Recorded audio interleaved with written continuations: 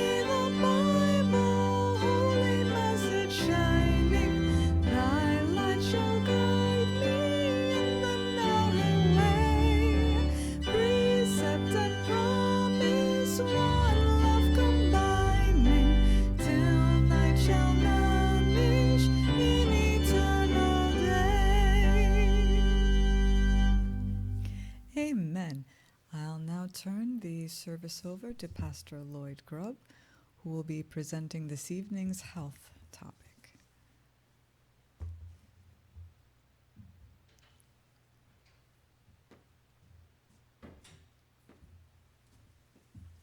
Good evening again, everyone. Just have to make sure, double tasking here. So welcome again this evening as we do a health seminar on natural treatment for and prevention of influenza and like diseases. And I put like diseases there because if I put the word coronavirus sometime, they kind of flag it. So just to make sure that I don't get no flagging on anything where it can be uploaded. So you can share it. Most of what I'll be presenting or part of what I'll be presenting will be on the coronavirus. So part of it is influenza, part of it is coronavirus, and I'm just double checking what I'm doing here. So welcome again, and we'll begin with a short prayer. Our Father who art in heaven, I thank you for the blessings of your word, for the blessings, dear Lord, of the biblical health message. Pray, Father, as we review these things of how to not only prevent but to treat various different viruses and ailments, I pray, dear Lord, that this may bring glory and honor to thy name and bless those who are here present and those who are listening online. This is my prayer in Jesus' name, amen. So just to remind you, when I say those who are here present, we are here, but for the rest of you have gathered in your homes to watch this presentation.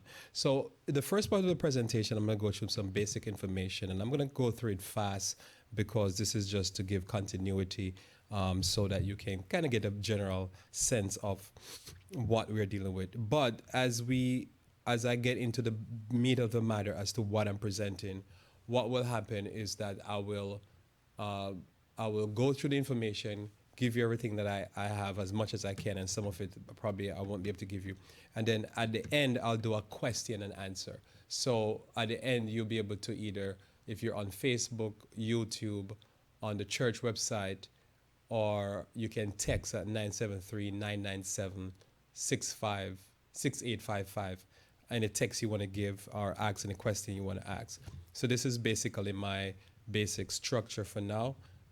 So you can send me any information towards the end. So I'm going to go through information and then I'm going to be able to ask some questions. So we'll go straight into the topic. That topic is natural treatment and prevention for influenza or of influenza and like diseases. Similar diseases are RNA diseases that multiply and give here. So for some reason, this happened to me before and my computer frees up. So tomorrow this week we have to buy a new computer.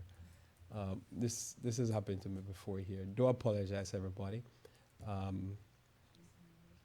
Hmm? Give me 1 second to see if I can restart my computer.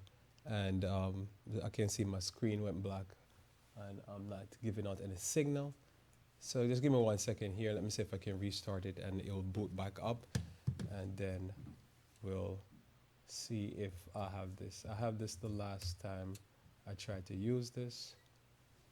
And okay, so here we go. So my computer came back up and I'm able to go forward. So influenza, real quickly, is a common referred to as a flu or an infectious disease caused by the RNA virus in the family of the influenza virus that affect birds and mammals. And most common symptoms of the disease are chills, sore throat, muscle pain, severe headache, and coughing. And I'm going to skip some of this. You have it on there later on if you want to go back and just take note of it, if this information is important, because I just want to get to more the prevention. So typically influenza is transmitted through air and cough and sneeze.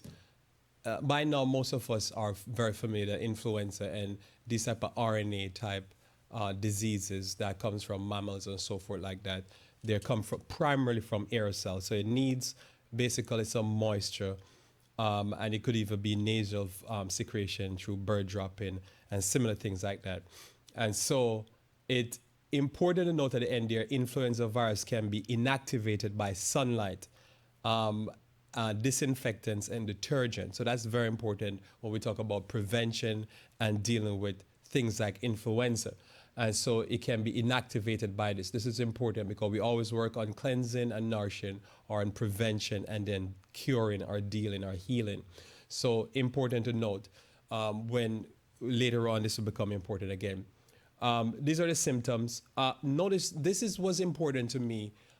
If you listen to me this morning, sermon to me this morning, it was important because somebody will ask, why did you think the coronavirus was here in America first?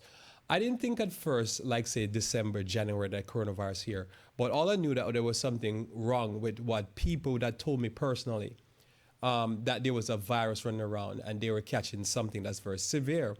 And what they were saying to me, if you think back, many people were having symptoms of a flu-like symptom that was not typical to the influenza, because here are the symptoms of influenza. So the symptoms of influenza include fever and extreme coldness. So that's similar to coronavirus, but remember, both of them are RNA viruses. Coughs, that's similar. Nasal congestion. Now, you will notice now with the coronavirus that nasal congestion is not a big thing in it. I'll talk about it in a few minutes. Body aches, similar, so joints and sore throat. The sore throat, probably not so much people are saying they're having a sore throat. Normally, you have an influenza, you start to feel a little sore throat. I'll tell you what to do later on to deal with that immediately. Also, we have here fatigue, headache, irritation, irritated eye or watering eye. This is more influenza, not coronavirus. Redness of eye, influenza again. And then rashes, and in children, gastrointestinal symptoms such as diarrhea and abdominal pain. What they had noticed with the coronavirus is only 2% of patients had either vomiting or diarrhea. So that was not a big part of the influenza. So know the symptom of influenza in a what you would call this. This is a chart form, so you can see headache, running nose, sore throat, fever, tiredness, coughing, gastric like vomiting, and then aches in the joints. So again, you're supposed to be familiar with this. If you're not, you can just go back after this upload to YouTube or wherever, and you can just go over that if this information is important to you. But you're supposed to know all this already. It can be difficult to distinguish between common cold and influenza in the early stages of these infection, but flu can be identified by higher fever with a sudden onset of extreme fatigue.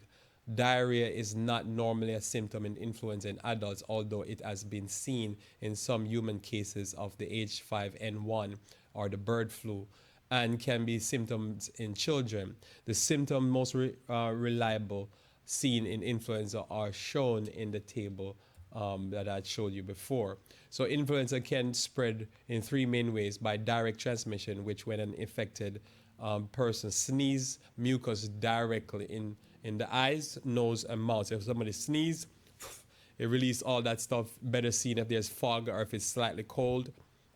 You can see all of that water droplets go flying out of the person's mouth. This is why they will suggest either primarily a surgical mask, not so much the respiratory mask, but a surgical mask to hold back that water spraying that happens, which makes sense. The N95 mask is more to stop it from getting into your mouth.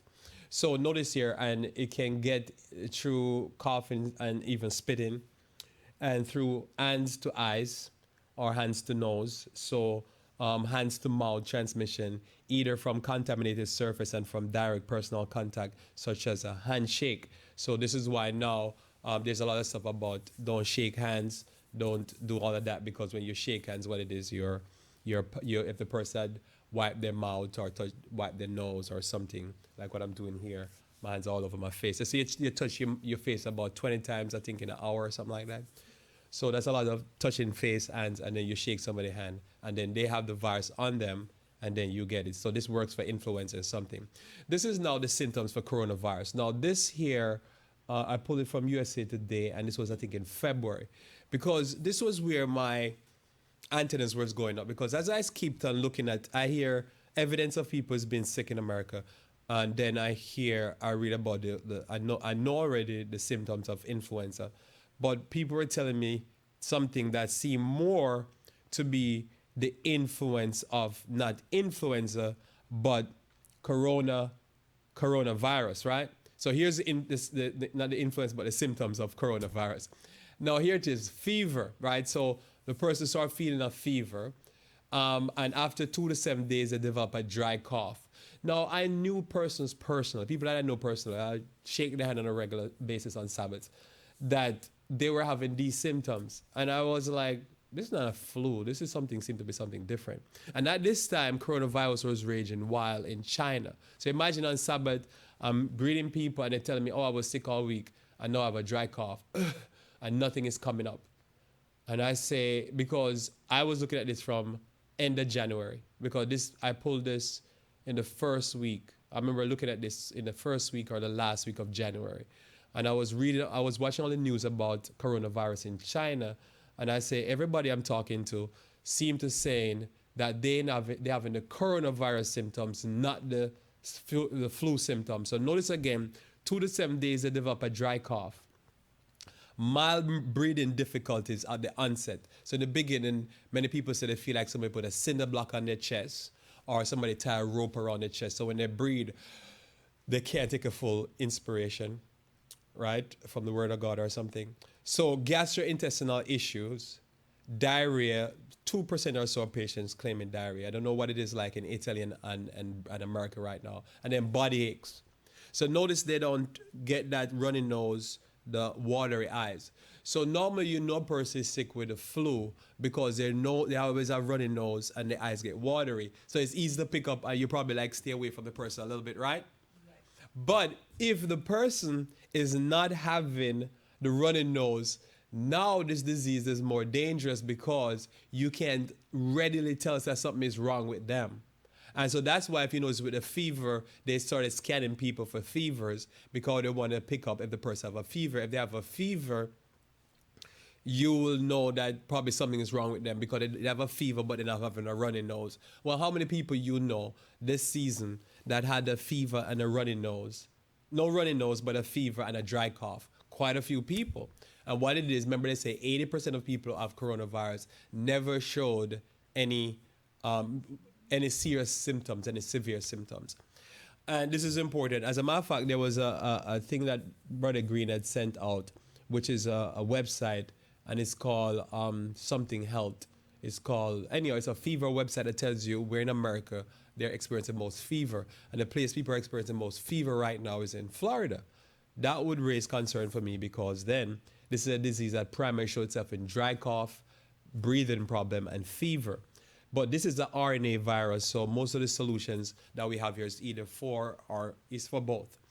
The length of time that the virus will persist in a surface, back to influenza now, not the RNA virus, varies, with the virus surviving for 1 to 2 days on hard, non-porous surface, such as plastic, metal, and about 15 minutes on dry paper tissue, and only 5 minutes on skin. However, if the virus is present in mucus, this can protect it from for longer periods, up to 17 days on banknotes, they're claiming. Avian influenza viruses can survive indefinite when frozen. So this is important about the transmission, about cleaning stuff with, we're going to talk about it a little bit, Lysol, Clorox, that type of thing. Because notice banknotes, it can survive for a while. And if you were paying attention, but one of the things that China did, it recalled all the banknotes. China decided that it's going to recall all the banknotes and sterilize the banknotes. And then the banknotes from hospitals were going to add an additional layer of protection. They were going to bring in all the banknotes from hospitals, sterilize them, and quarantine the banknotes for 14 days. So this is important because it says up to 17 days it can stay on banknote. So that's what China did. Brought in the banknotes and sterilized them, because if you could go to the bank, get a banknote that somebody had just with coronavirus or influenza or one of these RNA disease brought into the bank, you took the banknote, you put it in your wallet, and for the next 14 days, the virus is alive. And they've been doing research on this, and that makes it fascinating. As a matter of fact, with banknotes, you always have to remember that they have done banknotes and find fecal matter in banknotes and also cocaine on banknotes. So because people use the banknotes to inhale cocaine. So this is important to keep in mind. So influenza vaccine is produced in several ways, because remember, as I said before, they're saying a lot that the influenza vaccine is the next big thing that they're working on, and everybody's saying we're going to save people when a vaccine come out. But remember, the influenza vaccine, any vaccine takes about, to develop a vaccine from scratch. So these influenza vaccine, they're made every year, but they're not developed from scratch. To develop a vaccine from scratch would take 18 months to 2 years, and that would break records. So what they're telling people that we're going to have a vaccine by next year is not so. But how does vaccine get produced? Vaccines are primarily produced. Every year they give vaccines out. The vaccines are, I'll read it here. Influenza can be produced in several ways, these vaccines. Most common method is to grow the vaccine in fertilized hen eggs, right? After purification, by whatever purification methods they use. Sometimes they use, in the past, they use things like thimerosal and something which is a kind of a mercury detergent or killer. The virus is inactivated with some type of detergent, and to produce an inactivated virus vaccine. Alternatively, the virus can be grown in eggs until it loses virulence, and the antiviral and the avirulent virus given as a live vaccine. The effectiveness of these influenza vaccines are variable due to the high mutation rate of viruses. As we know, this is one of the most important things to always know. Viruses constantly mutate. An influenza vaccine usually confers protection for no more than a few years. Every year, the World Health Organization predicts, they don't know every year, which strain of the virus are most likely to be circulating in the next year, allowing pharmaceutical companies to develop vaccines that will provide the best immunity against these strains. Now, I pause there. If you have time, you will go Google search later on. And just from recollection, I remember they say that this year they got it right. I want to think about that. This year they got it right. They thought that they got a very good estimation of which strain of the virus would be in circulation. So I want you to keep that in mind that if they got it right, what is going on? So that's part of our thinking and investigation. So if they say, I think we made a good guess in 1 year and we should have a very high immunity, but yet there is a disease running rampant, and the question is, what is running rampant? Was it really influenza or was it coronavirus? It is possible to get vaccine and still get influenza. The vaccine is reformulated each season for a specific flu strain, but cannot possibly include all strains. Active infected people in the world for strains to actively infected people, and I think I wrote that wrong, but to protect people who already got or had already got the vaccine. It takes about 6 months for the manufacturers to formulate and produce millions of those required to deal with a seasonal epidemic. It's also possible to get infected just before the vaccination and get sick with the very strain that the vaccine is supposed to prevent, as the vaccine takes about 2 weeks to become effective. So this here, I'm pulling their statement. So I want to make sure whatever I'm saying here, you understand. I'm not just knocking things for knocking things' sake, or just want to promote things from one point of view. I'm reading here what they say. This is their words. I'm not here making up my own words here. Just want to share that with you so that you know. One of the things they say also here, and I've covered on the radar program, that there have been quite a few people that died immediately after taking the vaccination because they had a bad reaction. So I want to keep that in mind. So when we talk about natural means of treating a disease, what we're really saying is that one should consider other options. Quick little note here, this for historical narrative of why would we put emphasis on trying to learn naturally how to take care of certain things. The 1918 flu pandemic, which everybody talks about, very important. One paragraph here was truly, or what we call a Spanish flu, but I think they say it came from Kansas, was truly global, spreading even to the Antarctic and remote Pacific islands. The unusual severe disease killed between 2 to 20% of those infected, as opposed to the more usual flu epidemic mortality rate of 0.01.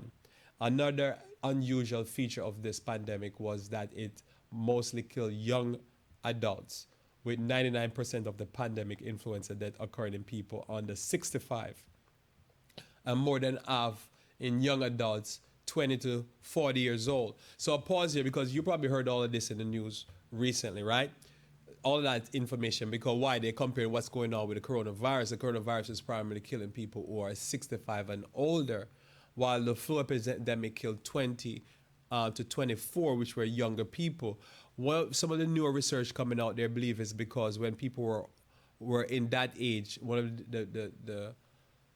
the drugs that came out that was big from the 1800s was aspirin, and they believe aspirin was a major reason why so many people were dying, because what aspirin does is it lower the fever and cause the body to don't go into a febrile state, and so because the body is not in a fever state, the immune system couldn't work well, and so young people were more likely to take aspirin, and so many people believe that's why so many people die.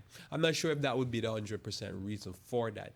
At the time of 1918, there was the World War I going on, but the flu epidemic started just before World War I, or as it was getting kicked off.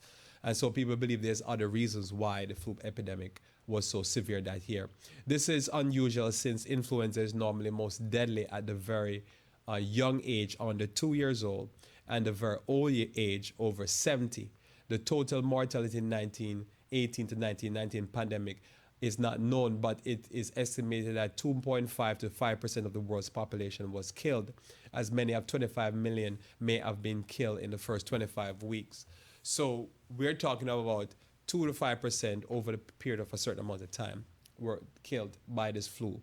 Now, this is why people are so worried about what's going on with the coronavirus, because the coronavirus, like the flu pandemic of 1918, is could or is threatening to kill a percentage of the world population because of the death rate is at 3%. Then we're talking about literally 3% of probably some estimate that 70% of the world population will ultimately get the coronavirus. So you can imagine how many people, millions of people would have died. As we see what's going on in places like Italy and other places, we see that the possibility is there. So now, straight to now, what we came here for, or what I invited you here for, is to go through what should be done to deal with influenza and other diseases. And first thing here, I want to note, I want to give you some important facts. These are things that have been studied and these are being reported so that you can get an idea of what is to be done. So why this first article I want to share with you here, and all the links going to be there. You can go search and find the article title there. Why I'm sharing with you these articles and these facts, because I want to give you an idea of, from the medical literature and other literature, what is being researched and what is the risk of not understanding how to treat a disease like this naturally. So this is important. I want you to know, why should you treat a disease like the influenza coronavirus naturally? Why should you have natural means? Because somebody could say, if it's not drugs, I'm not in it. I understand that. So this seminar is not for you. The rest of what I'm going to share here. What I'm sharing here is that there's natural options, and you should consider the natural options, because if you don't consider natural options, you might think that there is a plethora of solutions for you. And if you've been watching the news, they're telling you there is no therapeutics and there's no vaccine, and everything that we're doing so far, whether it be steroids or whether it be Tylenol or any other type of drugs, is causing people to actually die. So here we go. So some severe cases of coronavirus could result in brain damage, inability to walk. And this was written by Adriana Rodriguez over there in USA Today. You can see the title, what I just said there. So important, right? Acute respiratory distress syndrome, also known as ARDS, is a common killer among critically ill patients hospitalized with COVID-19. So when a person gets critically, we hear they said there's so many people. You can go into the Worldometer, that info website. You can see the various different people who are critically ill. They list you the numbers. And you're thinking, oh, they're on respirator. That's so great. If the person goes on respirator and they're on there for more than 8 days, they could end up either with permanent brain damage, or they could end up inability to walk. So here's the information here. Acute respiratory distress syndrome, also known as ARDS, is common and it's a critical patient. But even if they survive, it's a long road to recovery. Patients develop ARDS in the late stages of the infection when the virus has caused significant damage to the lungs. So the virus already is ravaging the lungs. In the process of trying to fight off the virus, the body sends immune cells to the lungs, causing an inflammatory reaction. The reaction can cause small blood vessels in the lungs to leak fluid and fill up the alveoli, which are tiny air sacs in the lungs that process oxygen. According to the American Lung Association, that makes it difficult for the oxygen to enter the bloodstream and arrives to the body's organs. So I'll pause there. So we have these little air sacs in our lungs. When we take in air, they get filled up, and then they now are near the blood vessels. And so they release oxygen inside the blood vessels as the blood is circulating. Because the inflammation caused by the coronavirus to the lung cavity, there's a separation that the inflammation caused between those little alveoli and the blood. So the air is not getting through, or the oxygen is not getting to the blood. So the person feel like they're gasping for air. They're basically can't get enough air. So somebody said they get about 20% of they feel like they're breathing at about 20% of their lung capacity.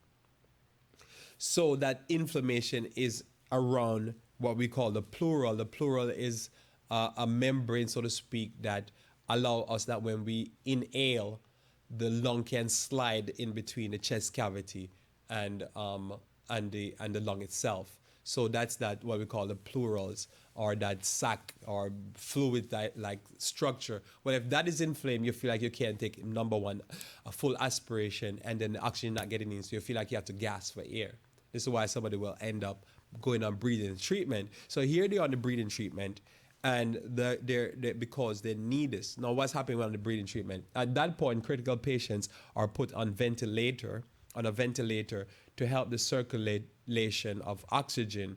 But in some cases, it's not enough for the body to function and the patient die, because even the pressure of the ventilation is not getting through and getting the oxygen into the blood. Also, the ventilators, because it is pushing a certain amount of pressure, there becomes a problem now, because the carbon dioxide is not getting out, because you have to bring the fresh air in and get the carbon dioxide out.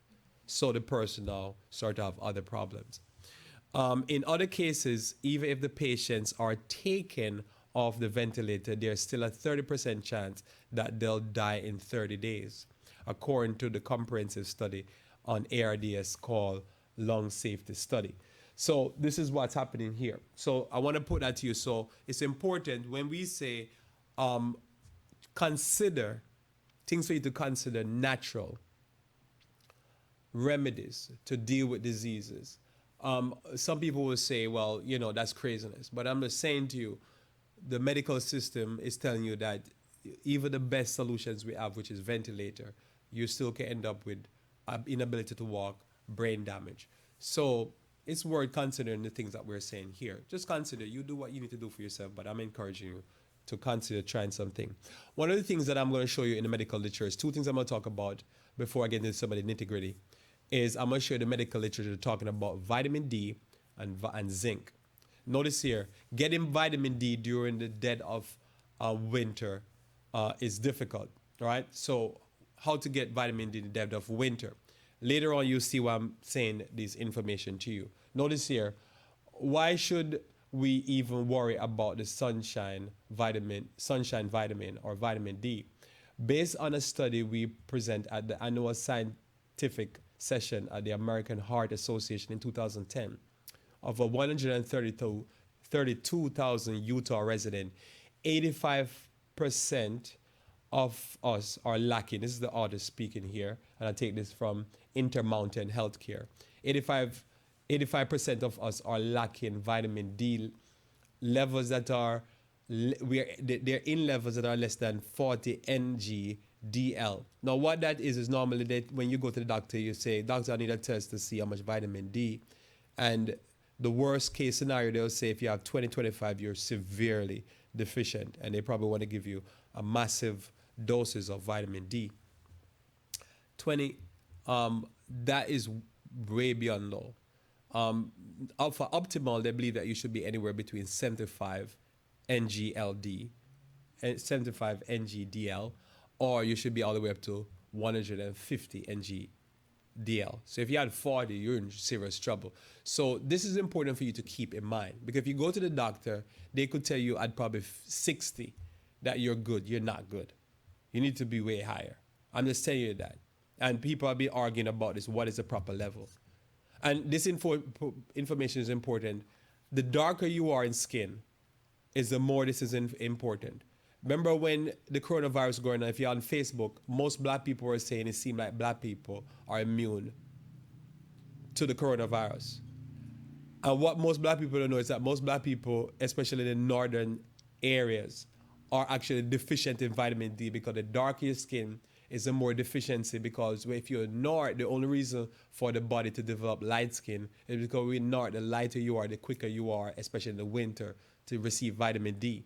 So the more northern you are, and the more you live in the northern areas, you're going to be deficient. So if you just have to take it, you're dark skin, you're deficient in vitamin D if you live above the 37 parallel. I'll explain that in a second. So notice here some things to consider. Vitamin D. Does it really matter if our bodies have inadequate levels of vitamin D? The answer is a resounding yes, it matters. Having sufficient levels of vitamin D has been shown to help prevent osteoporosis. So it's not drinking your milk you need, is you need to get some sunlight or get some vitamin D supplement.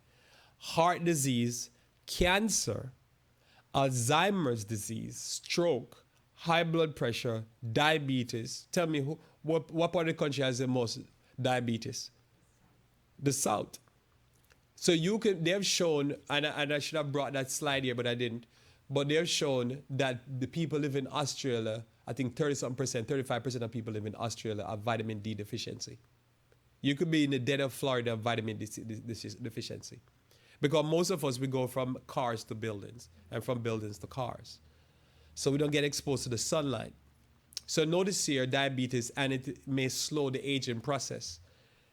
I believe it does slow the aging process. Now remember I says, if you live above the 37 parallel, you don't make any vitamin D in the winter. Negligible amount. All right, so there on the board. Oh, I thought it was on the board, so tomorrow can't see this.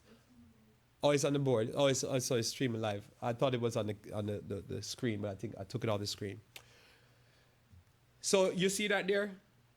So for those watching online, so if you're watching online and you're in Florida and you're not getting enough vitamin D from the sun, it's because you're living in Florida as a vampire or as a bat, right? And if you listen to my program on Wednesday, as I say, the coronavirus is from a bat. The way you know about bat, they live in damp, cool, dark environment. They only come out at night. So you're not bats. So you need to get out and get some sun. But for those of us who live above the 37 parallel, which is right there, I think at North Carolina, if my map reading is right, and right there below Denver, Colorado, and all the way to the middle of California, it is possible that the further you are above that 37 parallel, is the more possible that you're not getting any vitamin D production for about 5 months. And for those of you watching me, over there, the Morgans there watching me in Seattle area, you're definitely not getting any vitamin D in the winter. So you're going to see later on I talk about more vitamin D information, why this is so important. Notice here, influenza and stuff like that is a winter. Notice there's a very clear correlation between winter and these type of viruses that works, that, how would I say, they affect us more in the winter because that's when the season starts. Because in the winter, vitamin D is not present or being produced in our bodies. And you'll find that the more northern areas get them harder. Now for the coronavirus, the RNA virus, many people are open that in the winter, or in the spring, it will stop. But as you've noticed, is that Thailand number is going up. And this is a word to me because I'm saying there's something special about this virus because it seemed not to be so activated by the sun. But I know that there's many people who live in tropical areas that have a vitamin D deficiency. Studies have proven this. Because I say many of us, we go from building to cars and from cars to building. And we're not getting much vitamin D production because the sun is literally not hitting our bodies. Some quick note off my head here about vitamin D that I didn't put on slides. If you in the sun for a few hours without trying to burn yourself up, you can produce 20,000 international 8 units. 15 minutes of direct sunlight, I think in the spring and summer, will give you, I think it's about 1,000 international units or so. So that's the number. Hopefully I'm not wrong on that from my memory. So that gives you an idea what you need. Sometimes you just need about 15 minutes in the direct sun. But when I say 15 minutes direct sun, I mean in your swim trunks that we're talking about. So your body's exposed. So most of us, we're not going to be out in the sun in our swim trunks 15 minutes a day. So you're going to have to figure that one out. So we move on. Some people love the beach, so they probably do this often. So just remember, if you're anywhere in the northern section, the further north you are, you're not producing any vitamin D, and you'll see why this information is so important. So some more quick information for you here. Vitamin D and respiratory health. This is taken from the National Institute of Health, so you'll notice I'm taking it from the official sources of their research on vitamin D. And this is an abstract from an experiment that was done. And this is what it says. Vitamin D is now known to be of physiological importance outside of bone health and calcium homeostasis. And there is mounting evidence that it plays a beneficial role in the prevention and treatment of a wide range of diseases. In this brief review of known effects of vitamin D on immune function are described in relation to respiratory health. Remember, coronavirus, influenza, their respiratory tract infections. Vitamin D appears capable of inhibiting pulmonary inflammation. So remember, this is important because a person who is going through a coronavirus episode, their whole pleural system, the whole lung system is inflamed. Vitamin D has been shown to inhibit this inflammation, pulmonary inflammatory response, while enhancing innate defense mechanism against respiratory pathogens. Population-based studies showing an association between circulating vitamin D levels and lung function provides strong justification for randomized controlled clinical trials of vitamin D supplementation in patients with respiratory disease to assess both efficacy and also optimal dosage. So what is the exact optimal dosage and how effective is it? For the innate immune system, that means the immune system that natural to like our skin and the natural defenses that we have, and then the active immune system where it goes out and fight against diseases. Now, this research that they're talking about was a research done by almost 11,000 people. So we're not talking about a small sample set. We're talking about a humongous sample set. Another important research, this is taken from Science Daily. Vitamin D protects against cold, flus, find major global study. The bottom line of this major global study, you can see I leave all the links up there. You can click them, but you can find it by searching the title. Does that make sense? The bottom line is that the protective effect of vitamin D supplementation are strongest in those who have the lowest vitamin D level. So if you're deficient, you need to start supplementing. Especially if you're not planning to go out in the sun, you want to live like a bat. When supplementation is given daily or weekly rather than in more widely spaced out. So in summary, what was this study? What they did, they looked at a massive randomized, a 25 versus different study. 25 verse studies, and when they looked at all these studies, what they learned was that if you take like a big shot of vitamin D once a month, so you take 10,000 international units, well, that's not big, 50,000 international units once a month, the protective benefits that you get from that massive dosage is not as effective as if you took 1,000 international units a day. The consistent taking of the vitamin D is better than taking what they call a bolus dosage. Or if you take even once a week, which I would not suggest. I would suggest this is something you take more frequent than once a week because we're supposed to get sun more than once a week. And that's what they showed. The protectiveness of vitamin D is better when it's taken for respiratory tract infection, when it's taken regular. Notice overall, the reduction in risk of acute respiratory infection induced by vitamin D was on par with the protective effect of injectable flu vaccine against the flu-like illness. So they're saying when they looked at a person who took vitamin D on a daily basis or weekly basis in comparison to somebody who took the flu vaccine, they say it was on par. That's what they're saying from this article.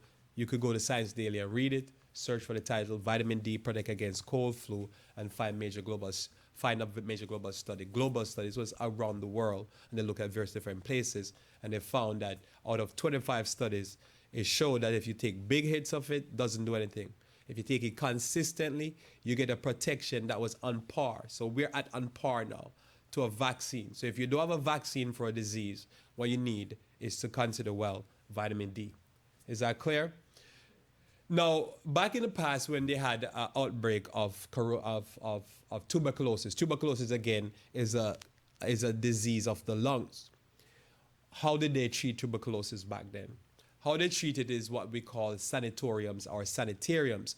In Adventism, and you heard me talk about this briefly, minutely today, is that how they will treat they will treat the patients, they realize, is that when the patient gets sunlight, they will get better. Now, remember, back then, they didn't know exactly what does the action of the sun, because what it is when the sun is skin, that the skin transform into the fat cell, because vitamin D is a fat-soluble vitamin. Into the fat cell, it converts to vitamin D3. Then from there, it goes to the liver transform it again, and then it goes from the liver to the kidney transform it again, and then make it available to the bloodstream. And that's where we get vitamin D, I think it's called 1.25 something. And this is what we get into our system, and that is what it goes into our lung cells and innately protect us. And then it goes into immune cell, and it goes into immune cell, and the immune system now uses as a nutrient to fight and to destroy things like cancers and tuberculosis and various different RNA viruses. Important. So notice in that picture here, I put that picture because this picture is very important. If you notice in the picture, there's these patients that were wheeled out to the balcony. So this was a sanatorium in outside of Denver. And I think it was owned by the Jewish people at that time. Now, this sanitarium, notice it's built in a way that is a big glass area in front of the rooms, and you can open the door and wheel basically the tuberculosis, or what they call consumption patient, out in the balcony so they could get sunlight, because again, back then they knew that it worked. They knew fresh air work, because remember, fresh air, sunlight, fresh air, sunlight, and sleep and all that other stuff. We'll go over that in a second. Would work. So what they have learned over the years, that what was happening in those sanatoriums was as the patient laid out in the sun, we now know at least scientifically that when the patient laid out in the sun, the body will use the vitamin D, and the vitamin D was protective to clear the body of the tuberculosis. Does that make sense? All right, good. So I can move on. So you see that there. So notice here the construction would be different. You would not see this in a modern hospital because they're probably afraid that the person will catch a cold and get sick, right? Or it wouldn't work. But notice here, two things will be happening there. The person get air, fresh air, they get sunlight, which would end up causing them to increase their vitamin D production, and then the rest of it we talk about later. So important there. The structure of it is totally different. And I really now believe that I should structure my house like that so I could wheel out. I don't think my township would allow it. But I could wheel myself out on my balcony. I don't have a balcony. But wheel myself out and get my sunlight. And then I could be wheeled back. So anyhow, just having some fun here. Notice here, vitamin D is another article taken from the British Medical Journal. And you can see this is a topic. I'm not going to go through all this. So I'll just give you some topics. You can go do your own reading and research. Because remember, this is for your consideration. This is education here. And because somebody will say this is just people into natural believe these things. No, this is being studied by major scientific institution considering what these nutrients do to the body. Remember, people used to worship the sun. All right, so the sun is very important. Notice vitamin D supplementation to prevent acute respiratory tract infection. Systematic review and meta-analysis of individual participants. So notice if you go and read that, you'll find that a whole bunch of problem, acute respiratory tract infection. What is coronavirus? An acute respiratory tract infection.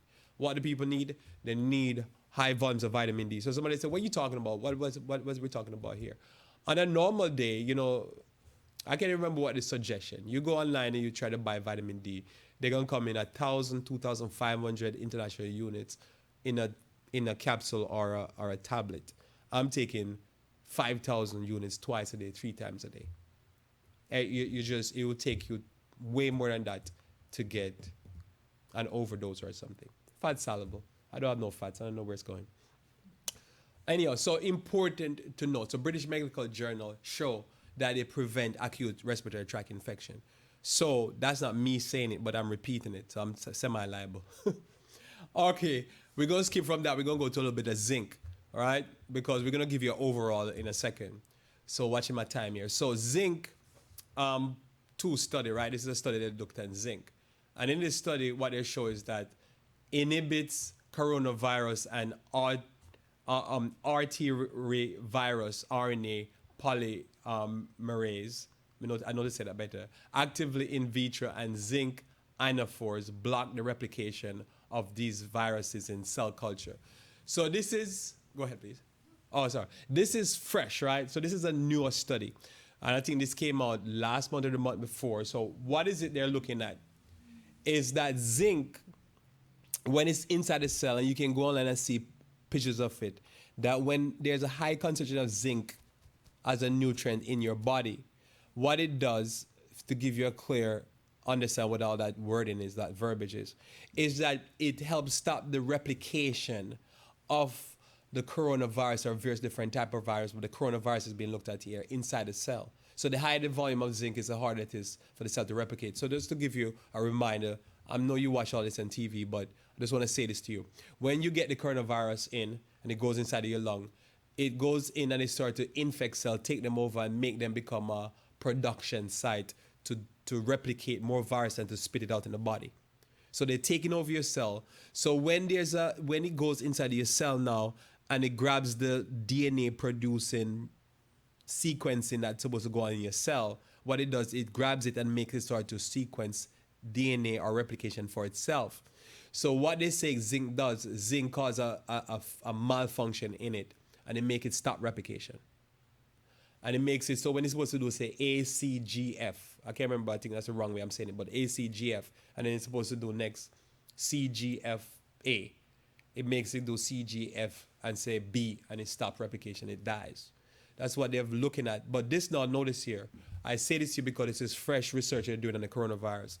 They know that zinc does this in vitro. This is they're studying it now and seeing happen. One of the things they said about zinc also is that if you have zinc lozenges or zinc powder and you rub it on your hand, if the coronavirus on your hand, it will kill the coronavirus. Zinc is toxic to the coronavirus itself. So it's important, not just inside the body in the cell, but it's toxic on the outside of the cell. Zinc is toxic. Recently, I was seeing something, I didn't get to investigate it, but you can investigate yourself, that copper is toxic to all of these RNA viruses and the coronavirus. Copper is also toxic. So that's what they're saying. And so important to note that this is what's happening there. So we move on. Zinc again, zinc ionophores or ionophore. Ionophore is a substance which is able to transport particular ions across a lipid membrane in a cell.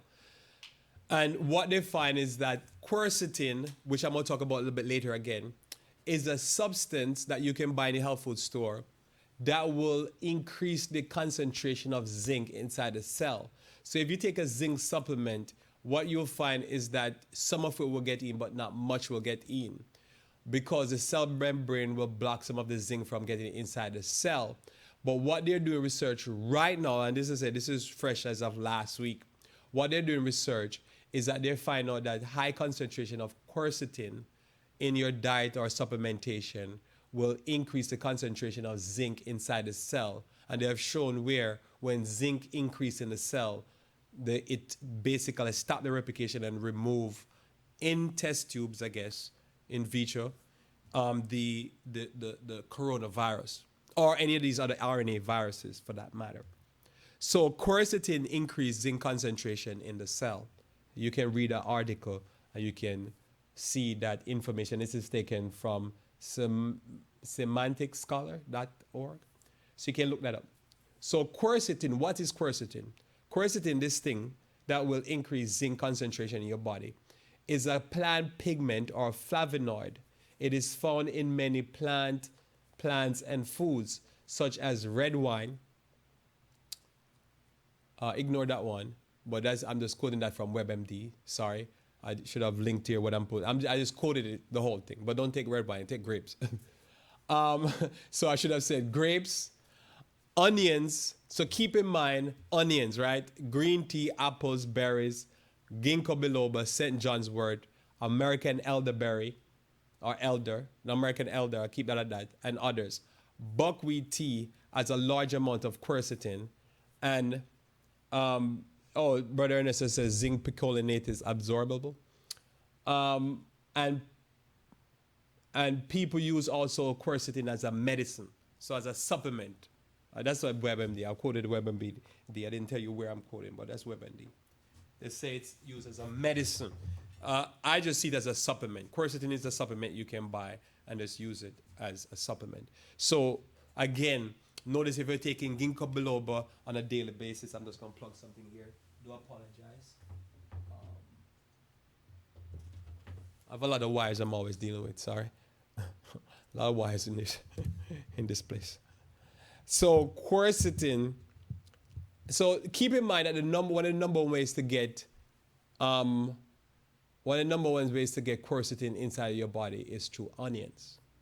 I remember last week Brother Greg was saying that he loves onions.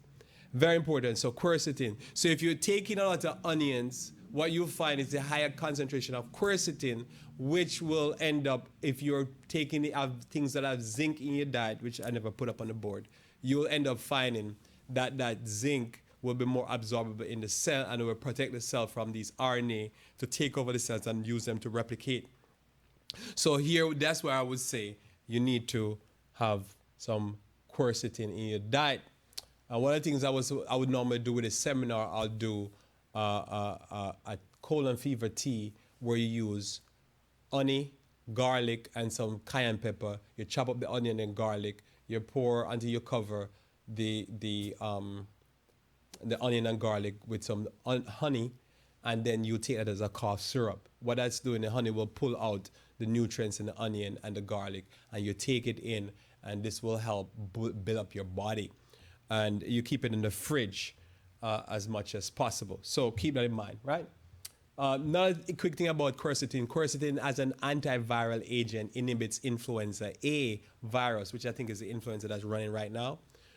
Influenza A virus, again, this is taken from the National Institute of Health, so you can read an article there. You could just type in, this is literally a topic. I'll just give you the topics so you can read it. So quercetin, where are you going to get your quercetin again from? I'm going to show you real quickly. You can get your quercetin from St. John's wort, ginkgo biloba, apples, and onions and berries. Where are you going to get that from? They say apple a day, keep the doctor away. Well, you can still go visit your doctor and do blood tests and make it give you a workover. But still, I'm just saying, you want to go there for a wellness check, not for a sick check. So how does it work? Quercetin has an antioxidant and anti-inflammatory effect, which might help reduce inflammation, kill cancer, control blood sugar, and help prevent heart disease. So this is from WebMD again, and you see I have the link right there. Literally, this is how it works. So if you're dealing with any type of RNA infection, you want to be able to have those things in your diet. This is why you go juicing. I was quite disappointed when I go to the store and see that people are making a run. They were overbuying on stuff because they're worried about the coronavirus, and what they were overbuying in is soda. If you drink soda, you will damage yourself. More on that later. Some more facts to consider. This is what's studied. Another important thing to consider, that can Chinese medicine be used to prevent for the prevention of coronavirus disease in 2029, the COVID-19? A review of historical classics, research evidence, and current prevention program. So this is a article that you can go look up again, that was printed on the National Institute of Health website. And you can look at, looking at various different articles, and you can see that, okay, so zinc is high in concentrated in nuts, whole grain, chickpeas, beans, and lentils. So thanks for that. I'll include that in my next seminar.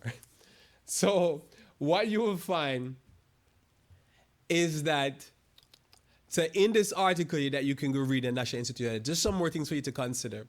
They have shown that Chinese medicine, both from a long time ago and currently, are used effectively for various different things. Notice the conclusion from this review on Chinese medicine.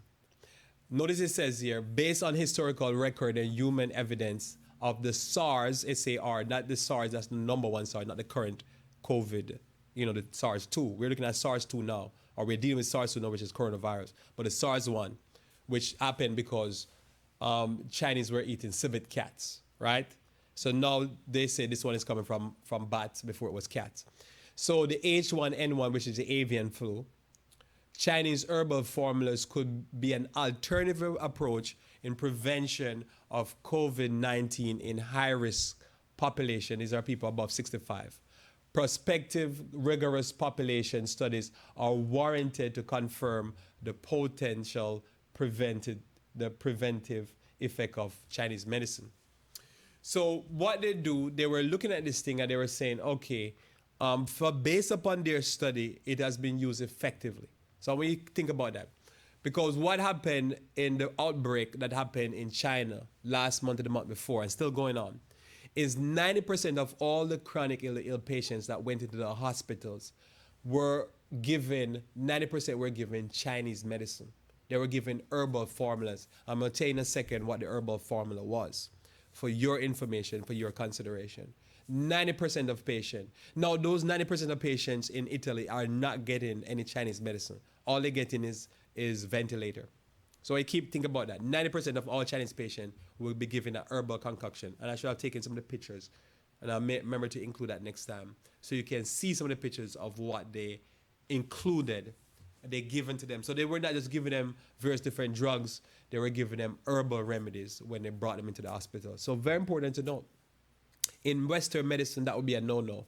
You go into the medicine, I imagine I turn up at the hospital and I say, I'm bringing some bush tea for the person with a coronavirus. They run me out of there, right? But in China, they literally, you can go online and search this. You'll find a good amount of pictures where they're boiling a whole bunch of tea, herbs, some roots. The roots man, I didn't know they had roots man in China. And they're boiling these herbs and roots and giving them to the patients in the hospital. As a matter of fact, out of all the 14 emergency hospital, one of the emergency room, the emergency hospital that they had built in Wuhan, China, was dedicated just for herbal medicine, for natural treatment. That is unheard of in Western world. The Western world will think you're mad. They run into town with their pitchforks and torches. So keep that in mind. So notice here, hospital provides traditional Chinese medicine for treating COVID-19 patients in Hefei. So when you have time, that is literally from a Chinese press. And if you click that link, and I almost dare to click it right now, but I don't want to take the chance, you would it will pull up a website for me, and you will see the pictures. So when you see that link, just search in your Google, it'll pop right up. And look at the pictures, and you will see in the pictures how they were growing roots and herbs. No, no, growing, it was boiling roots and herbs to feed it to the people while in the hospital. So this is why I say you need to consider what you do for yourself at home, because I believe in this, and I believe this will help and even give you victory over coronavirus if you do get it. And if it would help save some lives, and I think probably a lot of lives are lost right now. But in Western medicine, they ain't gonna do it. They're gonna be like, it's crazy. And yet, I noticed I quoted you, multiple quotes I've been quoting you so far from the National Institute of Health. So they know these things are effective, but they're sworn to not do any harm. And traditional Chinese medicine, widely applied in treating COVID-19 in patients. Again, this is from China.org. Another thing from China.org, traditional Chinese medicine, widely applied in treating infected patients. So I just share these 3 links here for you to consider. Go read for yourself. Now, what are the herbs that they were using in these concoctions? And when you go find those links, you'll see the pictures of these herbs. The 2 famous ones that you can easily find in America is astragalus, which I use on a regular basis personally, and licorice, which I use on a regular basis. Licorice is used they use it often to make sweets. It has a very unique taste, a very sweet herb. They use it for sweetener also. But licorice is powerful to prevent diseases and to fight viruses and bacteria. So I want you to consider that very much so, to have licorice on hand, the root of the licorice, to use as a tea. Astragalus, again, is a powerful herb to use, not only if you're dealing with any type of RNA diseases, but astragalus is also important if you are dealing with cancer, all right? And licorice. Those 2 are important for cancer. And if I was dealing just about any type of viral infection, gonorrhea, AIDS, syphilis, whatever it is, I'll use licorice and astragalus. So keep that in mind. That's a side note, but extra note. I remember at the end, we're going to do a question and answers. If you have any questions, just write them down and then shoot them over to me. I'll try to answer. Those are the 2, the redox and the rhizoma. Those are 2 stuff that I couldn't find exactly them selling here. The Japanese honeysuckle, I think you can get. And then this olive from the olive family, this Frutus forsythia. The olive leaf is very important when you deal with any type of viral bacterial infection. olive leaf extract or supplements, very important. Sister Mother says it's good for Lyme disease also. Very important for any type of bacterial or viral supplementation. So very important. Some of the things they use also in the blend, they will use the all of a sudden I blank. Anyhow, these are the main ones that they'll boil down and they give the person as a tea on a daily basis or multiple times for the day. To all of these herbs help with the lungs, right? So important. Avoiding. So remember, we prevent and we treat. First, I want to talk about prevention, and then I'm going to talk about how to treat. I already give you some insight, zinc, vitamin D, but I'm going to get back to that in a second. These diseases normally transmit via water droplets. So this is why it's important to clean surface down. Imagine the amount of water droplets right here now because I'm talking. So clean surface down is important. Face mask, goggles if necessary. That means, I guess some people, they sneeze, you need a goggles because it's going to be showers of blessings or curses. So if necessary, but this is especially in a hospital, because you notice at first when the disease started to come up in America, all they had was just a little face mask and they almost have their regular clothing on. But if you look all the other countries, they're suited from head to toe. They're ready for showers. And you can tell that America had 6 weeks more because now people are coming out and they're saying they knew before what was going on and they didn't make the preparation because everything is made in China. Wash your hands often. Don't wash it until it bleed because then you have an open cut in your hand and now it's easier for the virus to get inside of you. Avoid public bathroom as much as possible. Avoid public bathroom as much as possible. If you must go to a public bathroom, carry antiseptic spray mix. Spray in toilet before use. So what you do, if necessary, because normally if you're going to sit in the toilet, there could be splashes and stuff like that. So what you do is you spray in the toilet to see if you can kill anything in the toilet. And if necessary, you flush the toilet bowl, flush the toilet before you use it. Close the lid when you're going to, before flushing. And then use paper towel to touch anything. And use your foot to open the door. And when you open the door with your foot, most actually you can't kick it open, so you're going to have to use a paper towel to get out to the bathroom. And some people will literally just spray it on the bathroom. I don't know if you have enough spray to do that. And have hand sanitizer. And I give this to you now, but I got caught out there. I was drinking so much I forget I'm on the road. And I need to go use the bathroom. Whenever you go use the bathroom, there was a sign in front of the bathroom to be careful because of COVID-19. And I'm like, I don't have any hand sanitizer with me or any spray. So that's why I'm thinking more and more men should have a fanny pack or something. Because women have purse and we're disadvantaged of as guys. They have purse, we should have these, have a fanny pack or something. Yeah, but how much stuff I'm going to put in my pocket? I'm limited in what I can put in my pocket. So it's difficult as a guy. Guys have it hard. So have a hand sanitizer or something. Increase water intake to no less than 10 cups of water. And increase intake of fresh fruit juice. You'll see in a few minutes why fresh fruit juice and vegetable juice are important. It's hard to drink 10 cups of water in the winter because you find unless your bladder has the capacity and being trained to handle that much amount of water, it's going to be, especially in the winter, you're going to be urinating a lot.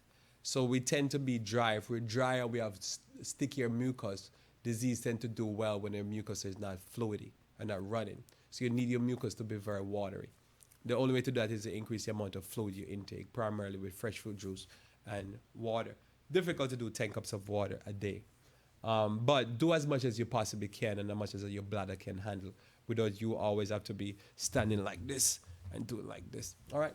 Maintain normal levels of mineral intake. This can be done through sea salt and by increasing vegetable intake. So try never to use or do your best to stay away from table salt. Try your best to use sea salt. And the more the sea salt, the Celtic sea salt, or the Himalayan salt or some of the salt that has high concentration of minerals will keep your body healthy because we need the salt, the minerals in the salt. So the primary way you get your mineral, probably the only way really, is through sea salt. Consider juicing things like beets, collard greens, dandelions, mustard, turnip turnip greens because they contain about 745 mgs of sodium per half a cup. A recommended daily sodium range should be 2,700 to 4,900 mgs a day. So this is important. Increase mineral-rich foods. Most of what I was talking about, there are trace minerals like zinc and so forth, copper, those type of things. So you increase mineral-rich foods. Making a soup will be important. Normally I do the seminar, I give you a soup recipe. I probably later on will go on and post the soup recipe online. Anyhow, avoid stressful situation and learn to de-stress. To me, the winter is all about stress. It's so frigid cold. Just imagine our bodies need about 70 something degrees to feel comfortable, some 60s, some 70s. And if you're in a situation where in 20 something degrees, your body needs to warm up to 50 something degrees. You need 50 something degrees of warmth. That added pressure in the winter will make you get sick. So the idea that it's cold, right? It's dark, and you have that pressure on you because when it's dark, you feel more depressed. All of that is set up so that when you get exposed to a virus, you get a beat down. I believe in sleeping, increase hours of sleep, especially in the winter. It's logical, right? Because it's dark. Sleep with a crack window. I always say this to inhale fresh air while you sleep. I believe in sleeping if you have the money to buy what do you call it again? Air purifier, so that when you're indoors in the winter, you can breathe in fresh air. And if you are a person that use AC in the summer, still breathe in fresh air, because without fresh air, your lungs is not going to be strong. So when you have a viral infection, it's going to be worse for you. And notice again, comorbidity of coronavirus. Most people that die of coronavirus so far is either elderly and they have a comorbidity of smoking, because 49 to 52%, based on whatever study you look at, of Chinese smoke. Chinese men primarily. Only 2 point something percent of Chinese women smoke, but 49 to 52% of Chinese men are smokers. And you notice most of the people that are dying, a higher percentage, I should say, of people are dying are either older women or Chinese men that smoke. And so this is important for you to consider that it is that fresh air into the lungs, a strong lungs is important. Notice again, China has a high percentage, a problem of pollution. So their lungs are already weakened. Notice in Italy, one of the comorbidities is age. Italy is the second oldest country on the planet. The country with the second most oldest people on the planet. The first is Japan. I think 3 is Germany. 4 is Portugal, and then 5 is Finland. One or the other there for the 4 and 5. So those are the places to watch. What happened if the disease take hold in places like Japan and places like that with so many older people. Cover extremities. Relieve constipations. If you start feeling influenza or any of these RNA these viruses, relieve constipation. Your first order of business is you need to free the bowels up. And so you need to take some laxatives, something like Senna, Cascar Sagrada, something that's going to make you dump, so to speak, and free yourself up. You're going to get all the toxins out of your system. Because what does the body do when you start feeling sick? It cuts your appetite. So you need to follow the body and work with the body. If the body says cut appetite, you cut appetite. You release everything you can out to your stomach, out to your digestive tract, and dump all the junk that you've been eating. Relieve constipation, remove refined foods from your diet. So notice there's a run on food, but people are running on sodas and all the junk food, and they're clearing out of the supermarkets. Well, that's going to get them sicker and make them more susceptible to an RNA virus. And now the immune system need to fight, and the immune system is going to say, all I have to fight with is Coca-Cola or Pepsi. That's not going to be good. Remove highly processed food and meats from your diet. So this has to be removed from your diet. The more highly processed the food is, the more it weakens your body for any disease. This is important because, again, you're going to have a fight on your hands how to get rid of the disease. The weaker you are, the harder it is going to be fight. That's why an older person dies so often with like the coronavirus. Increase intakes of fruits and vegetables. So you increase your intakes of fruits and vegetables. So you decrease hard food, you increase light food, if you want to call it like that. Increase immune building herbs. I will deal with that in a second. So you have to be able to do what you have to do. So most naturally, you knew there was a problem when you saw seeing pictures like this. When you started seeing pictures like this, you knew there was a problem. Why? Because that tells that there is a run on stuff. So when I start seeing it, I say, oh, we have a problem. Because you know a surgical mask does not protect you from anything floating in the air. You will still get it through the sides, right? So that's why the N95 mask have a crimp to crimp it around your nose. So if you start to have to do, what you call it, modifications like this, you know we're in trouble, right? It's cute though. That's why I took that picture, because I like the picture. Yeah, she's so cute with her bottle head. So what to do, right? So if you're out and about and you want to be able to start dealing with coronavirus, one of the things I do, if I have to go out, you still do everything I said. You wear the mask, you wear the goggles, you wear the gloves, you do all of that. So you go out and you come back home. One of the first things I do is I get like a teaspoon or half a teaspoon of olive oil, sunflower oil. I put it in a teaspoon. Oh, the first thing you do is you wash your hand. Thanks, sister. Thanks, Tamar. The first thing you do when you get home, you wash your hand, right? So first thing you do. I'm past that, right? So hopefully you wash your hands and clean and all that. But the other slides I did. So now we to know what to do. So you already wash your hand. You get a teaspoon. And you put about a half a teaspoon of olive oil or sunflower oil in the teaspoon. Then you get this herb remedy called oil of oregano. And you drop 4 drops into the oil. You kind of swish it around a little bit so it dissolves because it carry oil. Because oil of oregano burn like crazy.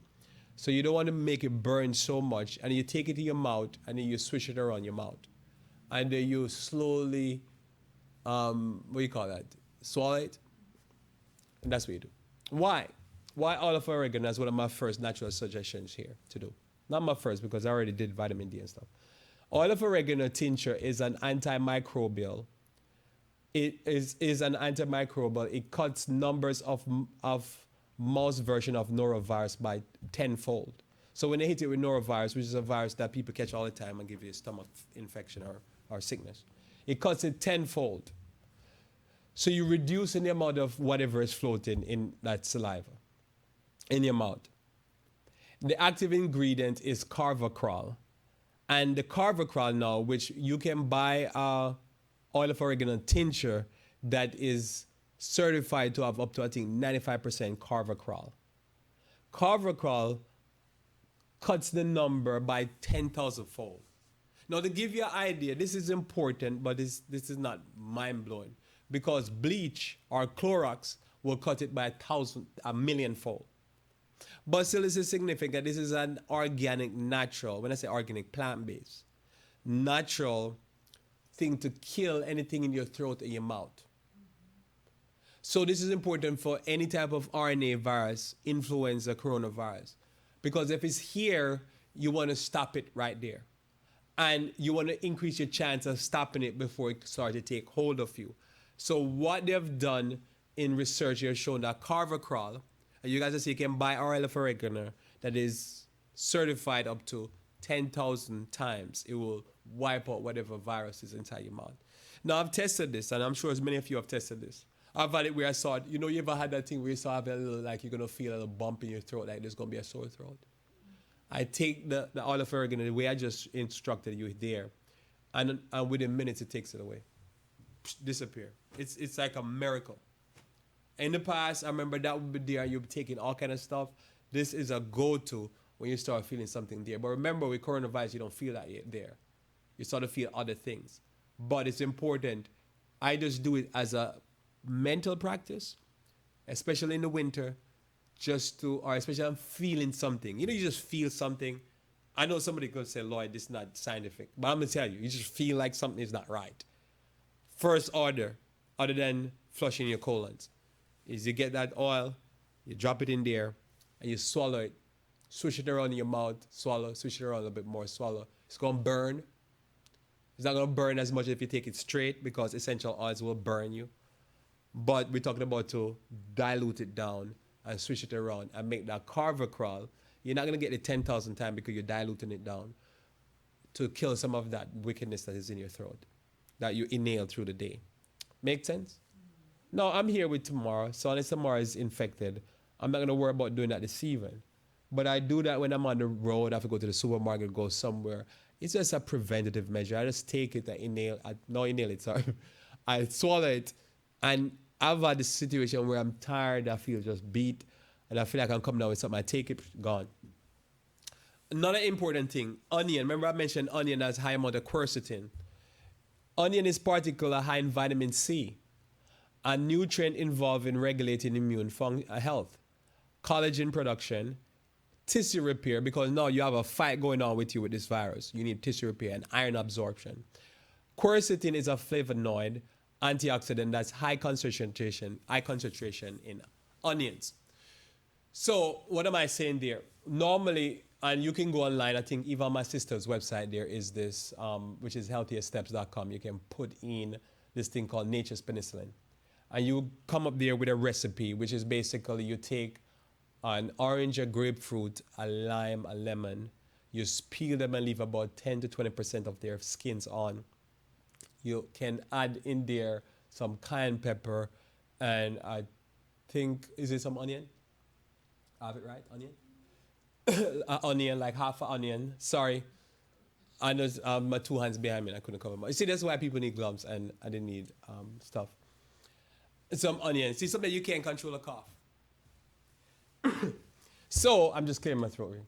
So, you add this and you blend this in a blender and drink that. When you drink that, what you're doing, you're getting the all the vitamin C. You're getting the high amount of quercetin, which are going to help increase the amount of zinc in your cells to help fight these RNA viruses. Is that clear? So keep that in mind. Look that up. You'll find that. You probably have the recipe already. I'll give it to you here.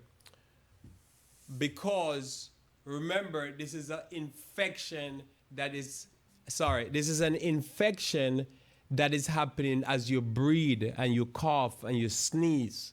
So even if you're outside of you is what you call it, is sanitized. If your outside is sanitized, that's not where the problem is, because the problem is it's inside of you. So this is why everything we're talking about is primarily, we do believe that you do outside stuff like masks and stuff like that, but you have to sanitize inside. But you have to cleanse your heart. But the heart is not the focus here right now. So the outside has to be sanitized. Amen? So here are some nutrients that you need. These are nutrients that the immune system need in high dosage to be able to fight when you have a war going on inside. As I say, we believe in sanitizing this, in sanitizing everything that we touch, in protecting ourselves, but your primary thing is, that's the prevention side. The treatment side now is vitamin C on a normal basis, especially in the winter, about 1,000 mgs 1 to 3 times a day, especially if it's an onset. So if you start feeling something, you bump it up to 3 times a day. Vitamin C, 1,000 mgs. Normally, if you go online and say, go and buy vitamin C, you're going to buy about one tablet a day, 1,000 mgs. Or they're going to tell you 1 to 2 times or 3 times a day. So this is almost normal. This is not even to fight. All right? I know I say this because somebody could say that's too high. Your doctor might say it's too high. But I'm just saying to you, they don't even sell it. You can get it probably 500 mgs to take 1, 2, 3 times a day. But I'm just saying to you, they don't even sell it to what probably a doctor would suggest. So I'm just giving you a fair warning. But everything I say here, run it by your doctor, because that's what the government requires me to tell you. So if your flu symptoms develop, take 1,000 mgs 6 to 10 times daily, or up to bowel tolerance. So what's bowel tolerance? If you take too much vitamin C or high levels of vitamin C, you'll have diarrhea. You're just going to start flowing, or you're going to have loose stools. So what you're saying is your bowel tolerance of vitamin C is different from mine, right? I will primarily take the natural vitamin C because I sell vitamin C, but the natural version. But if you're going to take just a regular vitamin C you get out there, or vitamin C, I think it's called ester or whatever it is, or whatever her name is. It's important to note that, again, if you have an onset or you're already sick, take vitamin C And I'm just going to give you the numbers again because this might sound heavy for most people. If it's too heavy for you, just ignore this part of the presentation or go consult your doctor or your herbalist or your whoever you consult. If flu symptom develop, you want to take 1,000 mgs 6 to 10 times a day or up to ball tolerance. I know people take even 20,000 mgs, but don't go do that. As I say, you have to figure out and go do your own research. High volumes, and I've taken herbs and things like this to the point where my stool is loose and I feel better within 24 hours. So I want to consider that. So this is what the immune system needs to fight when you're in a fight mode. From a daily basis in the winter, 1,000 mgs, you're playing games, but that will get you keep you probably in the game. All right? I just pause here a little bit. Next thing you want to do, we have covered vitamin D already, but I'm telling you the dosage now.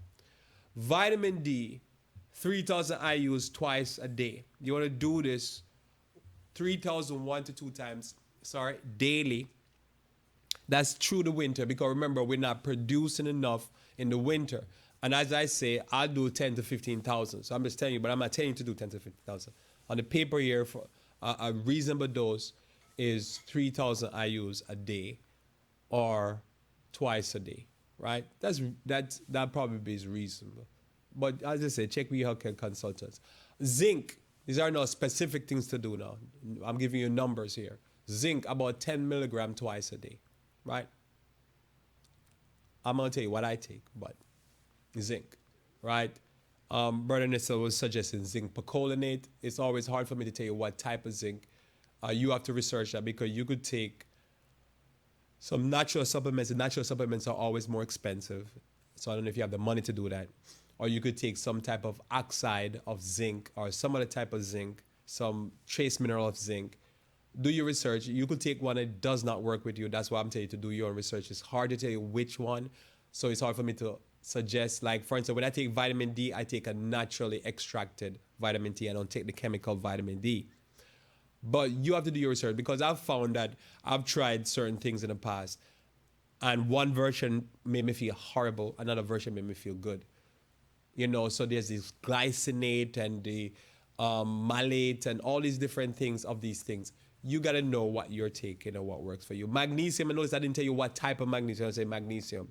Some magnesium, like magnesium citrate or citrate, will make you have loose stool. So you're limited on how much you're going to take. But it suggests that magnesium will help build your immune system or keep your body more relaxed. But certain magnesium, like citrate, will make you have loose stool. Some people don't affect. You have to know what you take. There's magnesium malate, there's magnesium glycinate, there's biglycinate, there's all these things.